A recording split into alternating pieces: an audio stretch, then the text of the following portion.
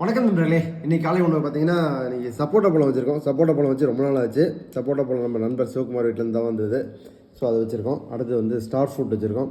இது வந்து தட்டைப்பயிர் வந்து வேக வச்சு தாளித்து வச்சுருக்கோம். இது வந்து அவரைக்காய். அவரைக்காய் வந்து பார்த்திங்கன்னா நார்மலாக இது இந்த டைம் வந்து சீசன் தான். ஆனால் என்னென்னு பார்த்திங்கன்னா பொங்கல் டைம்லேருந்து ரொம்ப விலை அதிகமாக இருந்தது. கிட்டத்தட்ட கிலோ வந்து 200 வரைக்கும் போயிடுச்சு. அப்போ அதனால் பொங்கல் டைம்லலாம் அவரைக்காய் வாங்கலை, பட்டை அவரை தான் வாங்கினோம். அது கொஞ்சம் விலை கம்மியாக இருந்து வாங்கினோம். இப்போ வந்து இந்த கோழி அவரைன்னு சொல்லுவோம் இல்லையா, அந்த இதான் நாட்டு அவரை. இது வந்து கிடச்சிது. இது வந்து இப்போ வந்து பார்த்திங்கன்னா கிலோ வந்து ஒரு 70 ரூபா ரேஞ்சில் இருக்குது. அரை கிலோ ஒரு 30 ரூபா அந்த மாதிரி வாங்கினோம்.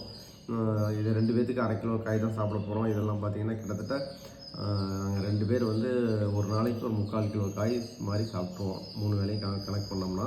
ஸோ இந்த மாதிரி காய்கறிகள் வந்து நிறைய எடுத்துக்க போகிறோம். ஸோ இன்றைக்கி மெயின் உணவு என்னென்னு பார்த்திங்க அப்படின்னா சாமையில் வந்து பொங்கல் பண்ணியிருக்கோம். ஸோ இதுதான் இன்றைக்கி வந்து நம்மளுக்கு உணவு. இது கொஞ்சம் அதிகமாக இருக்கிறனால மதியத்துக்கு கூட வரும். அடுத்து வந்து இதுக்கு வந்து முள்ளங்கி சாம்பார் வச்சுருக்கோம். ஸோ இதுதான் இன்றைக்கி நம்மளுடைய காலை உணவு. ஓகே.